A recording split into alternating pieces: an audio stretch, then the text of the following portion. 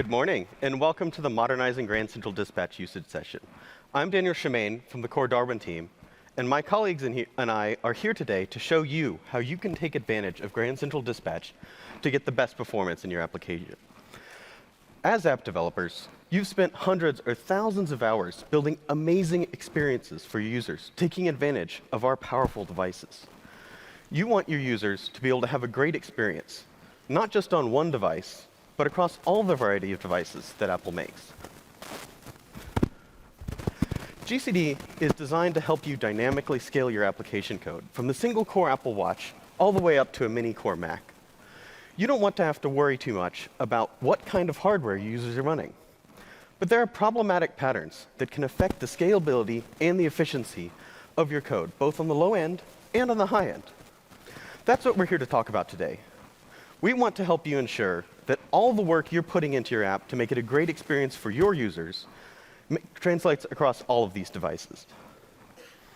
You may have been using GCD APIs like Dispatch Async and others to create queues and dispatch work to the system. These are only some of the interfaces to the concurrency technology that we call Grand Central Dispatch. Today, we're going to take a peek under the covers of GCD. This is an advanced session packed full of information. So let's get started right away by looking at our hardware. The amazing chips in our devices have been getting faster and faster over time. However, much of the speed is not just because the chips themselves are getting faster, but because they're getting smarter and smarter about running your code. And they're learning from what your code does over time to operate more efficiently.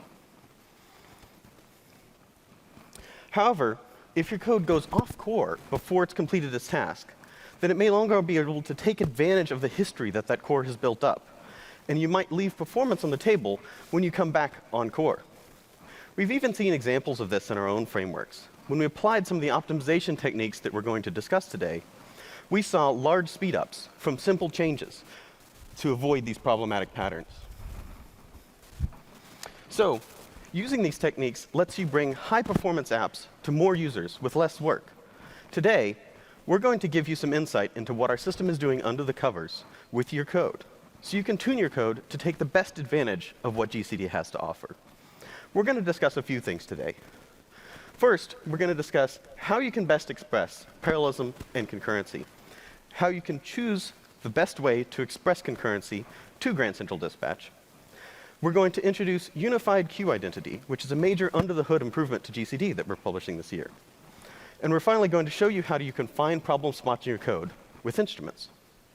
So let's start by discussing parallelism and concurrency. So, for the purpose of this talk, we're talking about parallelism, which is about how your code executes in parallel simultaneously across many different cores. Concurrency is about how you compose the independent components of your application to run concurrently. The easy way to separate these two concepts in your mind is to realize that parallelism is something that usually requires multiple cores. You want to use them all at the same time. And concurrency is something that you can do even on a single core system. It's about how you interpose the different tasks that are part of your application. So let's start by talking about parallelism and how you might use it when you're writing an app. So let's imagine you make an app and it processes huge images. And you want to be able to take advantage of the many cores on a Mac Pro to be able to process those images faster. What you do is break up that image into chunks and have each core process those chunks in parallel. This gives you a speed up because the cores are simultaneously working on different parts of the image. So how do you implement this? Well, first, you should stop and consider whether or not you could take advantage of our system frameworks. For example, Accelerate has built-in support for parallel execution of advanced image algorithms. Metal and Core Image can take advantage of the powerful GPU. But let's say you've decided to implement this yourself. GCD gives you a tool that lets you easily express this pattern. The way you express parallelism to GCD is with the API called concurrent perform. This lets the framework optimize for the parallel case because it knows that you're trying to do a parallel computation across all the cores. Concurrent perform is a parallel for loop that automatically load balances your computation across all the cores in the system. Swift, when you use this with Swift, it automatically chooses the correct context to run all your computation in. This year, we've brought that same power to the Objective-C interface, Dispatch Apply. with the dispatch apply auto keyword. This replaces the queue argument, allowing the system to choose the right context to run your code in automatically. So now, let's take a look at this other parameter, which is the iteration count. This is how many times your block is called in parallel across the system. How do you choose a good value here? You might imagine that a good value would be the number of cores. Let's imagine that we're executing our workload on a 3-core system. Here, you can see the ideal case, where 3 blocks run in parallel on all 3 cores. But the real world isn't necessarily this perfect. What might happen if the 3rd core here is taken up for a while with UI rendering? Whoa. Well, what happens is the load balancer has to move that 3rd block over to the 1st core in order to execute it, because the 3rd core is taken up. We get a bubble of idle CPU. We could have taken advantage of this time to do more parallel work, and so instead our workload took longer. How can we fix that? Well, we can increase the iteration count and give the load balancer more flexibility. It looks good. That hole is gone. There's actually another hole over here on the 3rd core. We could take advantage of that time as well. So, as Tim said on Monday, let's turn the iteration count up to 11. There, we filled the hole, and we have efficient execution. We're using all of the available resources in the system until we finish. This is still a very simplistic example. To deal with the real-world complexity, you want to use an order of magnitude more, say 1,000. You can use a large enough iteration count so the load balancer has the flexibility to fill the gaps in the system and take the maximum of your amount of advantage of the available resources in the system. However, you should be sure to balance the overhead of the load balancer versus the useful work that each block in your parallel for loop does.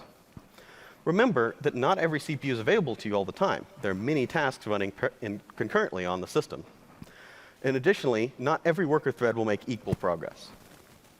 So, to recap, if you have a parallel problem, make sure to leverage the system frameworks that are available to you. You can use their power to solve your problem. Additionally, make sure to take advantage of the automatic load balancing inside concurrent perform. Give it the flexibility to do what it does best. So that's discussion about parallelism. Now let's switch to the main topic for today, which is concurrency. So, concurrency, let's imagine you're writing a simple news app. How would you structure it? Well, you start by breaking it up into the independent subsystems that make up the app. Thinking about how you might break up a news app into its independent subsystems, you might have a UI component that renders UI, that's the main thread. You might also have a database that stores those articles, and you might have a networking subsystem that fetches those articles from the network. To give a better picture of how this app works and breaking it up into subsystems gives you an advantage, let's visualize how that executes concurrently on a modern system. So let's say, here's a timeline that shows at the top the CPU track. Let's imagine that we only have one CPU remaining, the other CPUs are busy for some reason. We only have one core available. At any time, only one of these threads can run on that CPU. So what happens when a user clicks a button and refreshes the article list in the news app? Well, the user interface renders the response to that button, and then sends an asynchronous request to the database. And then the database decides it needs to refresh the articles, which issues another command to the networking subsystem. However, at this point, the user touches the app again. And because the database is done off the main thread of the application, the OS can immediately switch the CPU to working on the UI thread, and it can respond immediately to the user without having to wait for the database thread to complete. This is the advantage of moving work off the main thread. When the user interface is done responding, the CPU can then switch back to the database thread and then finish the networking task as well. So this, taking advantage of concurrency like this, lets you build responsive apps. The main thread can always respond to the user's action without having to wait for other parts of your application to complete. So let's take a look at what that looks like to the CPU. These white lines above here show the context switches between the subsystems. A context switch is when the CPU switches between these different subsystems or threads that make up your application. If you want to visualize what this looks like to your application, you can use instrument system trace, which shows you what the CPUs and the threads are doing when they're running in your application. If you want to learn more about this, you can watch the system trace in-depth talk from last year, where the instruments team described how to use system trace. So, this concept of context switching is where the power of concurrency comes from. Let's look at when these context switches might happen and what causes them. Well, they can start when a high-priority thread needs the CPU, as we saw earlier with the UI thread preempting the database thread. It can also happen when a thread finishes its current work, or it's waiting to acquire a resource, or it's waiting for an asynchronous request to complete. However, with this great power of concurrency comes great responsibility as well. You can have too much of a good thing. Let's say you're switching between the network and database threads on your CPU. A few context switches is fine. That's the power of concurrency. You're switching between different tasks. However, if you're doing this thousands of times in really rapid succession, you run into trouble. You're starting to lose performance because each white bar here is a context switch. And the overhead of a context switch adds up. It's not just the time we spend executing the context switch. It's also that history that the core has built up. It has to regain that history after every context switch. There are also other effects you might experience. For example, there might be others ahead of you in line for access to the CPU. You have to wait each time you context switch for the rest of the queue to drain out. And so you may be delayed by somebody else ahead of you in line. So let's look about what might cause excessive context switching. So there's three main causes we're going to talk about today. First, repeatedly waiting for exclusive access to contended resources, repeatedly switching between independent operations, and repeatedly bouncing an operation between threads. You note that I repeated the word repeatedly several times, and that's intentional. Context switching a few times is okay. That's how concurrency works. That's the power that we're giving you. However, when you repeat it too many times, the costs start to add up. So let's start by looking at the first case, which is exclusive access to contended resources. When can this happen? Well, the primary case in which this happens is when you have a lock and a bunch of threads are all contending, are all trying to acquire that lock. So how can you tell this is occurring in your application? Well, we can go back to system trace. We can visualize what it looks like in instruments. So let's say this shows us that we have many threads running for a very short time, and they're all handing off to each other in a little cascade. Let's focus on the first thread and see what instruments is telling us. We have this blue track, which shows when a thread is on CPU. And the red track shows when it's making a syscall. In this case, it's making the mutex wait syscall. This shows that most of its time is spent waiting for the mutex to become available. And the encore time is very short, at only 10 microseconds. And there are a lot of context switches going on the system, which it shows you in the context switches track at the top. So what's causing this? Let's go back to look at our simple timeline and see how excess contention could be playing out. So you see this sort of staircase pattern in time, where each thread is running for a short time and then giving up the CPU to the next thread, rinse and repeat for a long time. You want your work to look more like this, where you have the CPU can focus on one thing at a time, get it done, and then work on the next task. So what's going on here that causes that staircase? Let's zoom in to one of these stair steps. So here we're focusing on two threads, the green thread and the blue thread. And we have a CPU on top. We've added a new lock track here that shows the state of the lock and what thread owns it. In this case, the blue thread owns the lock, and the green thread is waiting. So when the blue thread unlocks, the ownership of that lock is transferred to the green thread because it's next in line. However, when the blue thread turns around and grabs the lock again, it can't because the lock is reserved for the green thread. It forces a context switch because we now have to do something else, and we switch to the green thread, and the CPU can then finish the lock and we can repeat. Sometimes this is useful. You want every thread that's waiting on the lock to get a chance to acquire the resource. However, what if you had a lock that works a different way? Let's start again by looking at what an unfair lock does. So this time, when blue thread unlocks, the lock isn't reserved. The ownership of the lock is up for grabs. Blue can take the lock again, and it can immediately reacquire and stay on CPU without forcing a context switch. This might make it difficult for the green thread to actually get a chance at the lock, but it reduces the number of context switches the blue thread has to have in order to reacquire the lock. So to recap, when we're talking about lock contention, you definitely want to make sure to measure your application in system trace and see if you have an issue. If you do, often the unfair lock works best for objects properties, or global state in your application that may have the lock taken and dropped many, many times. There's one other thing I want to talk about when we're mentioning locks, and that is lock ownership. So remember the lock track we had earlier. The runtime knows which thread will unlock the lock next. We can take advantage of that power to automatically resolve priority inversions in your app between the waiters and the owners of the lock, and even enable other optimizations like directed CPU handoff to the owning thread. Pierre is going to discuss this later in our talk when talking about dispatch sync. We often get the question, which primitives have this power and which ones don't? Let's take a look at which low-level primitives do this today.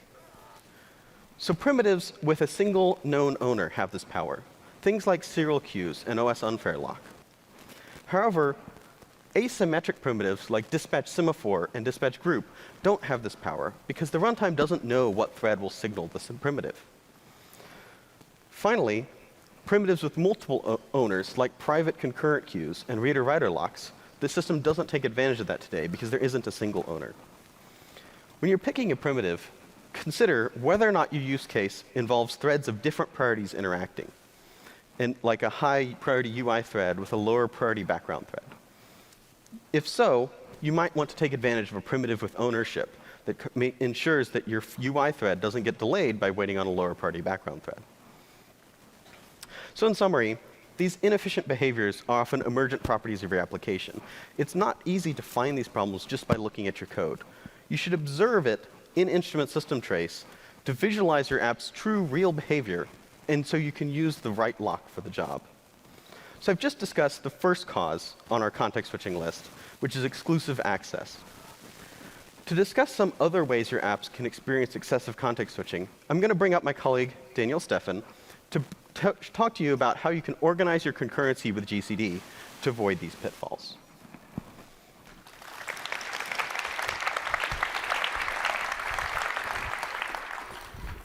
All right, thank you, Daniel. So we've got a lot to cover today, so I won't be able to go into too many details on the fundamentals of GCD. If you're new to the technology or need a bit of a refresher, here are some of the sessions at previous WWDC conferences that covered GCD and the enhancements that we've made to it over the years. So I'd encourage you to go and see those on video. We do need a few of the basic concepts of GCD today, however, starting with the serial dispatch queue. This is really our fundamental synchronization primitive in GCD. It provides you with mutual exclusion as well as FIFO ordering. This is one of these ordered and fair primitives that Daniel just mentioned.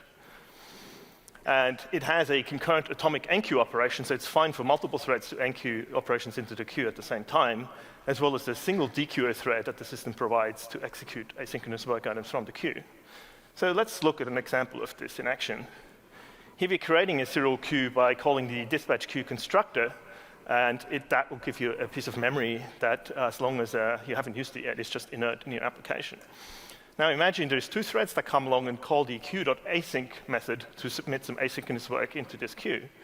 As mentioned, it's fine for multiple threads to do this, and the items will just get enqueued in the order that they appeared. And because this is the asynchronous method, this method returns, and the three threads can go on their way, so maybe the first thread eventually calls queue.sync. This is the way you interact synchronously with the queue, and because this is an ordered primitive here, what this does is it will enqueue a placeholder into the queue so that the thread can wait until it is its turn. And now there's an asynchronous automatic worker thread that will come along to execute your asynchronous work items until you get to that placeholder, at which point the ownership of the queue will transfer to the thread waiting in queue.sync so that it can execute its block. So the next concept that we'll need is the dispatch source. This is our event monitoring primitive in GCD. Here we are setting one up to monitor a file descriptor for readability with the make read source constructor. We're passing in a queue, which is the target queue of the source, which is where we execute the event handler of the source, which here just reads from the file descriptor. This target queue is also where you might put other work that should be serialized with this operation, such as processing the data that was read. Then we set the cancel handler for the source, which is how sources implement the invalidation pattern. And finally, when everything is set up, we call source.activate to start the monitoring. So it's worth noting that sources are really just an instance of a more general pattern throughout the OS where you have objects that deliver events to you on a target queue that you specify. So if you're familiar with XPC, that would be another example of that, XPC connections. And it's worth noting that everything we're telling you today about sources really applies to all such objects in general. So putting these two concepts together, we get what we call the target queue hierarchy. So here we have two sources with their associated target queues, S1, S2, and their queues Q1 and Q2. And we can form a little tree out of this situation by adding yet another serial queue into the mix, by adding a mutual exclusion queue, EQ, at the bottom. The way we do this is simply by passing in the optional target argument into the dispatch queue constructor. So this gives you a shared single mutual exclusion context for this whole tree. Only one of the sources or one item in one of the queues can execute at one time. But it preserves the independent individual queue order for Q1 and Q2. So let's look at what I mean by that. Here I have the two queues, Q1 and Q2, with some items enqueued in a specific order. And because we have this extra serial queue at the bottom, when these executes, they will execute in EQ, and there will be a single worker thread executing these items, giving you that mutual exclusion property, only one item executing at one time. But as you can see, the items from those queues can execute interleaved while preserving the individual order that they had in their original queues. So the last concept that we'll need today is the notion of quality of service. This is a fairly deep concept that we've talked about in some detail in the past, in particular in the power, performance, and diagnostics session in 2014. So if this is new to you, I would encourage you to go and watch that. But what we'll need today from this is really mostly its abstract notion of priority. And we'll use the terms QoS and priority in somewhat interchangeably in the rest of the session. We have 4 quality of service classes on the system, from the highest, user interactive, or UI, to user initiated, or IN, utility, UT, to background, BG, the lowest priority. So let's look at how we would combine this concept of quality of service with the target queue hierarchy that we just looked at. In this hierarchy, every node in the tree can actually have a quality of service label associated with it. So for instance, the source 2 might be relevant to the user interface. It might be monitoring for an event where we should update the UI as soon as the event triggers. So it could be that we want to put the UI label onto this source. Another common use case would be to put a label on the mutual exclusion queue to provide a floor of execution so that nothing in this tree can execute below this level, so UT in this example. And now if anything else in this tree fires, for instance, source 1, we will be using this floor for the tree if it doesn't have its own quality of service associated. And a source firing is really just like an async that executes from the kernel, and the same as before happens, we enqueue the source handler eventually into the mutual exclusion queue for execution. For asyncs from user space, the quality of service is usually determined from the thread that called queue.async. So here you have a user-initiated thread that submits an item at IN into the queue and for execution into EQ eventually. And now maybe we have the source 2 that fires with this very high priority UI-relevant event that executes its event handler, enqueues its event handler into EQ. So now you'll notice that we have a priority inversion situation. We have 3 items enqueued with a very high priority item at the end, preceded by some lower priority items. And these have to execute in order. The system resolves this inversion for you by bringing up a worker thread at the highest priority of anything that is currently enqueued. And it's worth keeping this little tree on the right-hand side here in mind because it comes up again later in the session. And with that, let's move on to our main topic of this section, which is how to use what we just learned to express good granularity of concurrency to GCD. Let's go back to our news application that Daniel introduced earlier and focus on the networking subsystem for a little bit. In a networking subsystem, you'll have to monitor some network connections in the kernel. And with GCD, you'll do that with a dispatch source and the dispatch queue, like we just saw. But of course, in any networking subsystem, you usually not just have one network connection, you'll have many of them. And they will all replicate the same setup. So let's focus on the right-hand side on the 3 connections here and see how they execute. If the first connection triggers, just like the same thing as what we just saw happens, we will enqueue the event handler for that source onto its target queue. Of course, if the other two connections fire at the same time, this will replicate, and you'll end up with 3 queues with an event handler enqueued. And because you have these 3 independent serial queues at the bottom, you've really asked the system to provide you with 3 independent concurrency contexts. If all these become active at once, the system will oblige and create 3 threads for you to execute these event handlers. Now, this may be what you wanted and may be exactly what you were after, but it is quite common for these event handlers to be small and only read some data from the network and enqueue it into a common data structure. Additionally, as we saw before, you don't have just 3 connections. You may have many, many of them if you have a number of network connections in your subsystem. So this can lead to a situation where you have this kind of context switching pattern and excessive context switching that Daniel talked about, where you execute a small amount of work, context switch to another thread, and do that again and again and again. So how can we improve on this situation in this example here? We can apply the single mutual exclusion context idea that we just talked about. By simply putting in an additional serial queue at the bottom and forming a hierarchy, you can get a single mutual exclusion context for all of these network connections.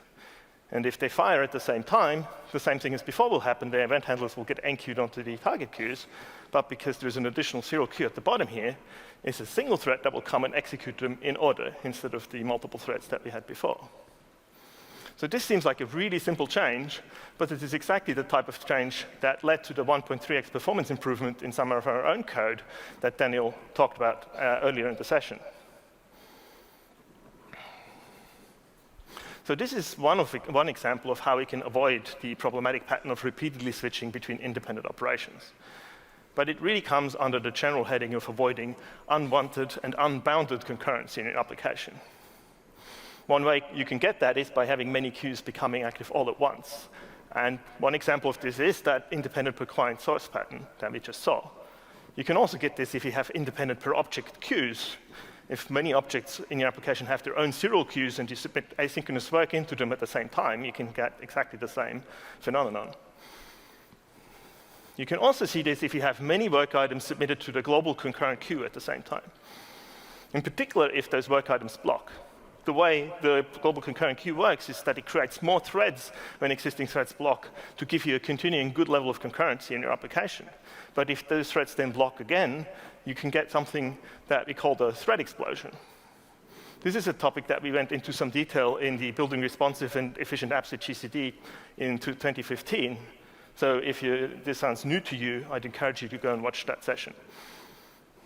So how do you choose the right amount of concurrency in an application to avoid these problematic patterns? One idea that we've recommended to you in the past is to use 1 queue per subsystem. So here, back in our news application, we already have 1 queue for the user interface, the main queue, and we could choose 1 serial queue for the networking and 1 serial queue for the database subsystem in addition. But with what we've learned today, a more general way to think of this is really to use 1 queue hierarchy per subsystem. This gives you a mutual exclusion context for the subsystem where you can leave the rest of the queue and source structure in your subsystem alone and just target that network queue or database queue that underlies the bottom of your queue hierarchies.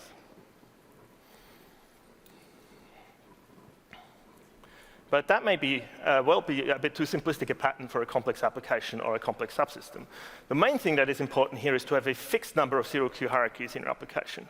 So it may make sense to have additional queue hierarchies for a complicated subsystem, say a secondary one for slower work or larger work items, so that the first one, the primary one, can keep the subsystem responsive to requests coming in from outside. Another thing that's important to think about in this context is the granularity of the work submitted to those subsystems. You want to use fairly large work items when you move between subsystems to get a picture like what we saw earlier in the session, where the CPU is able to execute your subsystem for long enough to reach an efficient performance state. Once you're inside a subsystem, say the networking subsystem here, it may make sense to subdivide into smaller work items and have a finer granularity to improve the responsiveness of that subsystem. For instance, you can do that by splitting up your work and re-asyncing to another queue in your queue hierarchy. And that doesn't introduce a context switch because you're already in that one subsystem. So in summary, what have we looked at in this section? We saw how we can organize queues and sources into serial queue hierarchies how to use a fixed number of these zero queue hierarchies to get GCD a good granularity of concurrency, and how to size your work items appropriately earlier in Daniel's section for parallel work, and here for concurrent work inside your subsystem as well as between subsystems. And with this, I'll hand it over to Pierre to dive into how we have improved GCD to always execute a queue hierarchy on a single thread, and how you can modernize your code to take advantage of this.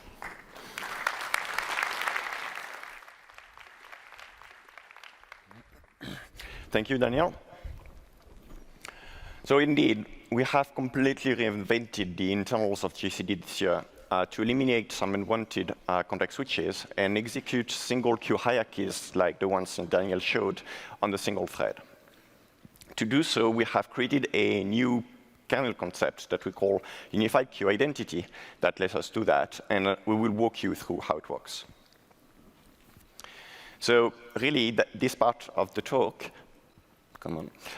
we'll focus on a single queue hierarchy, like the ones Daniel showed earlier. However, we'll really work on simplified ones with the sources at the top and your mutual exclusion context at the bottom. The intermediary nodes are not quite relevant for that part of the talk. So when you created your exclusion context, you used a dispatch queue constructor that creates just a piece of memory in your application that is inert. And one of the first things that you may do is to dispatch asynchronous work items to it. So you will have a thread in your application that will here enqueue a background work item on the queue.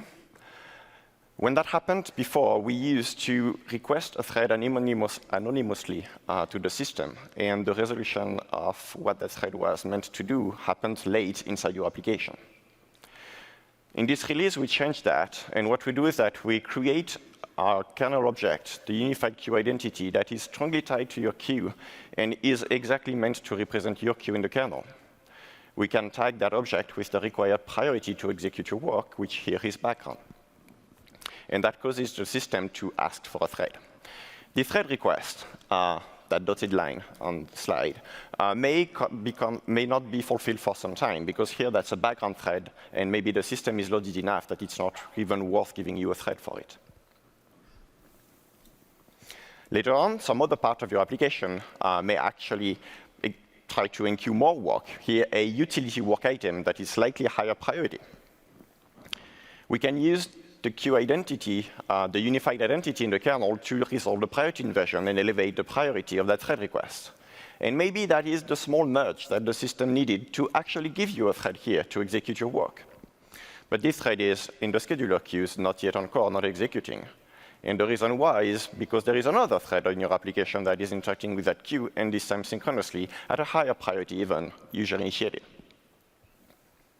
Now that we have that unified queue identity, we can actually, since that thread has to block to enqueue the placeholder that Daniel told you about a bit earlier, we can block the synchronous execution of that thread on the unified queue identity, the same one that we use for asynchronous work. We resolve the priority inversion. But now that we unified the asynchronous and the synchronous part of the queue in a single identity, we can apply an optimization and directly switch to the thread that's blocking you, bypassing the scheduler queue and reducing the queue delays that Daniel introduced while talking about the scheduler very early. So that's how the unified queue identity is useful for asynchronous and synchronous work items. Now, how did we use that for events? Why is it useful? So that is the small tree that we've been using so far. Let's look at the creation of these sources. When you create the source using the make create source factory pattern, you set a bunch of events of event handlers and properties. But what is really interesting is what happens when you're activating the object. This is actually at that moment that we will notice that the utility QoS at which the handler for your source will always execute, because it's inherited from your queue hierarchy. We will also know now with the new system that the handler will eventually execute in that EQ execution mutual exclusion context.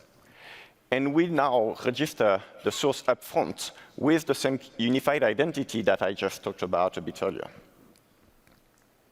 If we look at the higher UI QoS source that we have on that tree, the way we actually create it is very similar as the first one. except that when you're setting the event handler here, you're specifying the QoS that you actually want. And again, what's interesting is what happens at activate time. That is when we take the snapshot, and unlike before when we got the utility QoS from your hierarchy, here we get it from your hint. We still record the fact that they will execute both the sources on the same execution context, and we register that second source upfront again with the same unified identity in the kernel. So really what we're trying to solve with that quite complex identity is a problem that we had in previous releases of the OS, where related operations would actually bounce off trivial threads. Let's look at how it used to work. So remember, that's our queue hierarchy. And let's bring up the timeline that you've seen a bunch of times now in our talk. At the top, the CPU, but now there is a new track, the exclusion queue track, that will show you what is executing at any given moment on that queue. So that's really how the runtime used to work before this release in macOS Sierra and iOS 10. So let's look at what happens if the first source fires. Before, like I said, thread requests were anonymous. We would ask for an anonymous thread, deliver the event on the thread, and then we would look at the event. And when we look at the event inside your application, that is only then that we realize that this event is meant to run on EQ. We would enqueue the event handler. But since the queue is unclaimed, the thread could actually become that queue and start executing the event handler for your source. And we do so.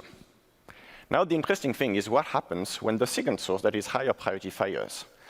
The same, actually. Since it's a higher QoS here, higher priority, that's what you're executing right now, we would bring up a new anonymous thread, deliver that higher priority event on the thread, and look at what that event means. And we will notice that it is for exactly the same queue hierarchy only then, and enqueue the handler after the one we just preempted. As you see, we caused the first context switch because of that higher priority event, but we cannot make forward progress because unlike the first time, that second thread cannot take over the queue. It is already associated with a thread. We cannot take it over.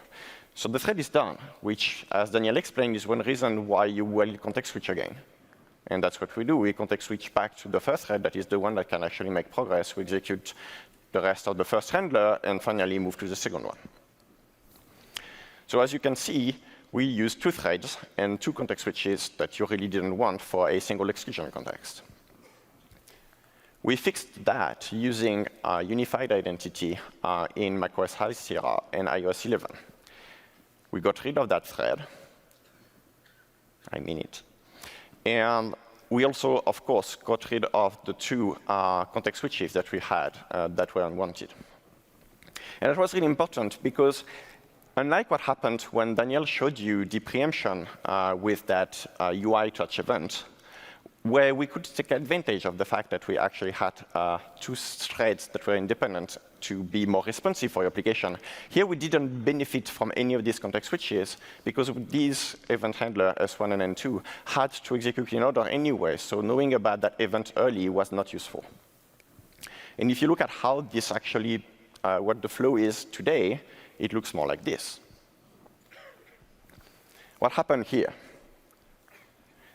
The most important thing on that flow is that now, if you look at the thread, it's called EQ, because that's the point of the unified identity. The thread and the EQ are basically the same object. And the kernel knows that it's really executing EQ, which is reflected on the CPU track. You don't see the events anymore. It's just running your queue. However, you might ask, how did we manage to deliver the event, that second event, without requiring a helper? That is actually a good question. When the event fires, now we know where it will execute, where you will handle it. We just mark the thread. No helper needed. And at the first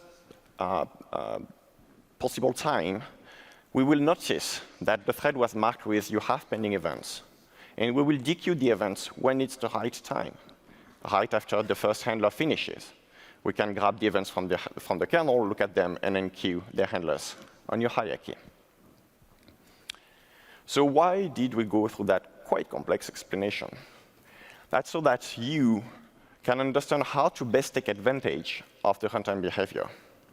Because clearly, the runtime uses every possible hint you're giving us to optimize behavior in your application. And it means it's important to know how to hint and when to hint the runtime correctly so that we take the right decisions. Which brings me to what should you do to existing code bases to take advantage of all that cool technology that we built? Now, actually, 2 steps to follow to take the full advantage of that technology. The first one is no mutation after activation. And the second one is paying extra care with extra attention to your target queue hierarchies. So what does that mean? No mutation past activation really means that when you have any kind of property on a dispatch object, you can set them, but as soon as you activate the object, you should stop mutating them. Let's take an example. That's our source that we've seen quite a few times already in the talk that monitors a file descriptor for readability. And you're setting a bunch of properties, handlers, the event handler, the cancel handler, you may have registration handlers. You can even change them a few times, that's fine, you can change your mind.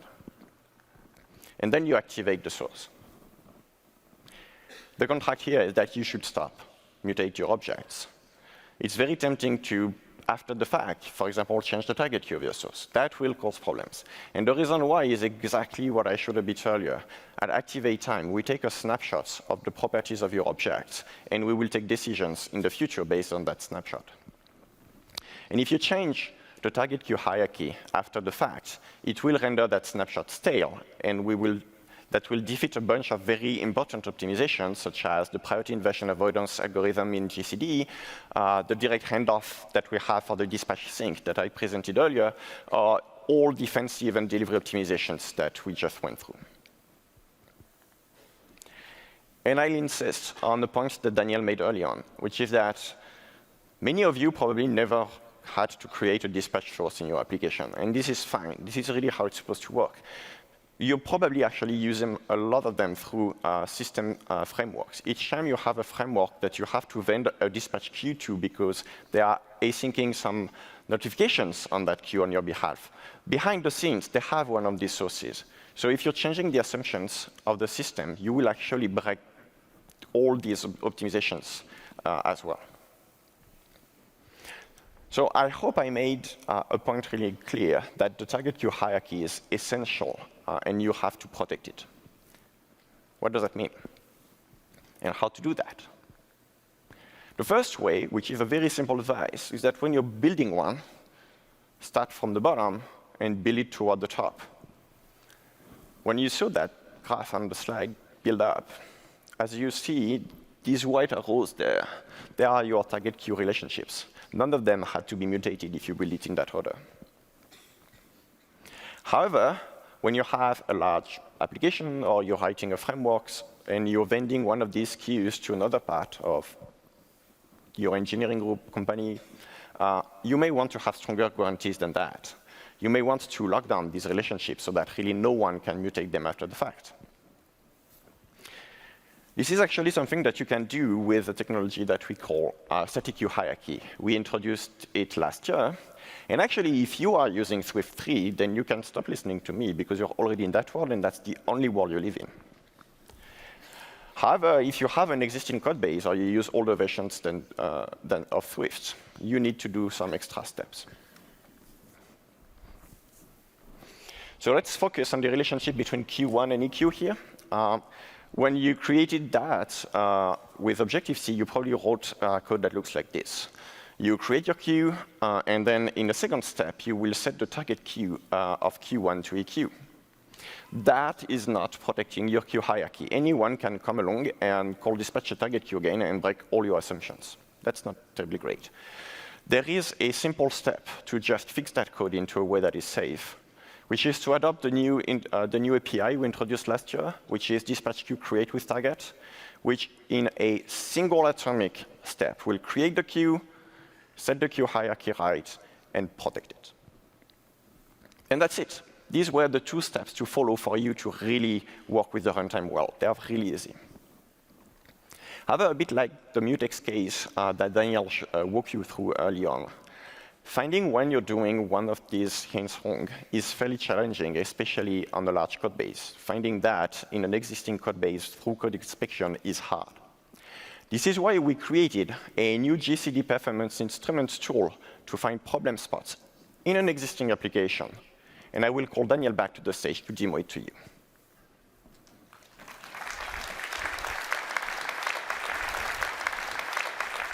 Thank you, Pierre. All right, so to start out with, please note that this GCD performance instrument that we'll see is not yet present in the version of Xcode 9 that you have, but it will be available in an upcoming seed of Xcode 9. So for this demo, let's analyze the execution of our sample news application in some detail. So what happens here if you click this connect button at the bottom is that this app creates a number of network connections to a server to read lists of URLs from, which are then displayed in the web views whenever the refresh button is hit. So let's jump into Xcode to see how we are setting up those network connections. So here we are in Xcode in the create connections method, which does just that. It's very simple. We have a for loop where we just create some sockets and connect them to our server. And we monitor that socket for readability with one of these dispatch read sources that we've seen so many times already in this session. And here this is just with the C API. We then set up the event handler block for that dispatch source here. And when the socket becomes readable, we just read from it with the read system call until there is no more data available. Once we have the data, we pass it to our database subsystem in the application with this process URL method. So let's build and run and take a system trace of this application and see how it executes. So here we are in instruments in system trace. And in addition to the usual track from system trace, we've added this new GCD performance instrument. When we click on there, we see a number of performance events that have been reported for performance problems. And one of these is this mutation after activation event that we can also see when we go and mouse over the timeline. We can also click on one of the other events here, such as this retarget after activation event. And the list will take us directly there. If you want more details on this, we can disclose the backtrace on the right-hand side of instruments, which will show us where exactly this event occurred in your application. So here, for instance, it is in our create connections method.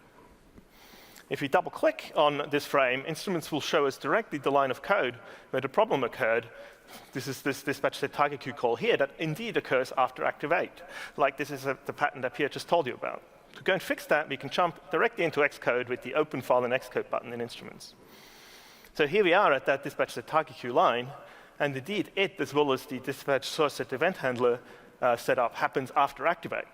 So here in this example, it's really easy to fix. We just move these two lines down below, and we have fixed the problem. We have activate after we've set up the source, and not before.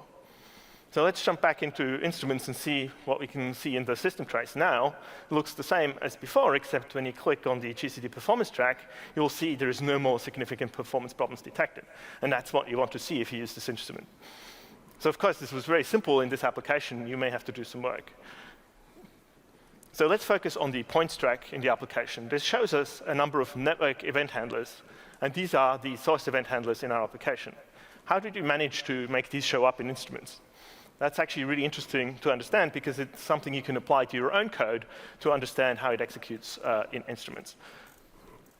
Well, going back to Xcode, in our create connections method, when we set up our source and its source event handler, we are interested in the execution of that event handler and trying to understand its timing. To see that in instruments, we've added the kdebug signpost start function at the beginning of the handler and the kdebug signpost end function at the end. And that is all it takes for the section of code to appear highlighted in the points track in instrument system trace. So if you switch back to instruments, that is these red dots at the top in the points track, and we can see in the backtrace that it matches our event handler for one of these events. If we zoom in on one of these interesting looking areas in the points track here, we can see that there is a number of event handlers that are occurring very close together, and by mousing over, we can actually see that they execute for very short amounts of time. The pop-up will tell us the amount of time it has executed, and we can even see that sometimes we have overlapping event handlers that are all executing concurrently at the same time. So this is one of the symptoms of potentially unwanted concurrency in our application, where something that didn't look like it would cause concurrency in your code actually does run in a concurrent way on multiple threads and cause potentially extra context switches. So to understand this better, let's bring up the threads in instruments in the system trace that are executing this code. So here I've highlighted the 3 worker threads that are executing these event handlers. And we can see, as before, that they are executing on call during this time and the time they were running. So here we can see they were, again, running for a very short amount of time in this area. And we can verify that they are making these read system calls that we saw earlier in the event handler. And we can get some more detail by looking at the backtrace again and seeing, yes, it is us that is calling that read system call, and here it reads 97 bytes from our socket. And looking at the other threads, the same pattern repeats. You can see the same read system calls occurring there, more or less in the same time frame, and so on the second thread here or on the first thread. They're really all doing the same thing and overlapping. It would be much better for our program if these things executed on a single thread. Here we don't really get any benefit from the concurrency because we are executing such short pieces of code, and we are probably getting more harm than good from adding these extra context switches. So let's apply the patterns that we saw earlier to fix this problem in this sample application. Jumping back into Xcode, let's see how we set up the target queue for this source that we have. So that's when we create this queue at the top of this function frame, and as you can see, we do it simply by calling dispatch queue create. And that creates an independent serial queue that isn't connected to anything else in our application. This is exactly like the case we had earlier in my example of the networking subsystem. So let's fix that by adding a mutual exclusion context at the bottom of all of these queues for all of these connections. And we do that by by switching to the dispatch queue create with target function that Pierre introduced to you earlier. So here we add dispatch queue create with target, and we use a single mutual exclusion queue as the target queue for all of these. And this is a serial queue that we created somewhere else. And with that, we build and run again and look at the system trace again. And now it looks very different. Here we have still the same points track, and we still see the same network events that occur. But as you can see, there's no more overlapping events in that track. And there's a single worker thread that executes this code. And if we zoom in one of these clusters, we can see this is actually many instances of that event handler executing in rapid succession, which is exactly what we expected. And when we zoom in more on one particular event, we can see it's still executing for a fairly short amount of time and making those same read sys calls. But now that is much less problematic because it's all happening on a single thread. So this may seem like a very simple and trivial change, but it's worth pointing out that it's exactly this type of small tweak that led to the 1.3x performance improvement in some of our own framework code that Daniel pointed out at the beginning of the session. So very small changes like this can make a significant difference. All right, so let's look back at what we've covered today. Daniel, at the beginning, went with you over the details of how not to go off-core unnecessarily is ever more important with modern CPUs so that it can reach the most efficient performance state. We looked at the importance of sizing your workforce for parallel workloads and for work moving between subsystems in your application, as well as inside those subsystems. We talked about how to choose good granularity of concurrency with GCD by using a fixed number of serial queue hierarchies in your application. And Pierre walked you through how to modernize your GCD usage to take full advantage of improvements in the OS and in our hardware. And finally, we saw how we can use instruments to find problem spots in our application and how to fix them. For more information on this session, I'll direct you to this URL, where the documentation links for GCD are, as well as the movie for the session. And we have some related sessions this week that might be worthwhile going to. Introducing CoreML already having happened, the other two are going to help you with parallel and compute-intensive tasks in your application, like we talked about at the beginning.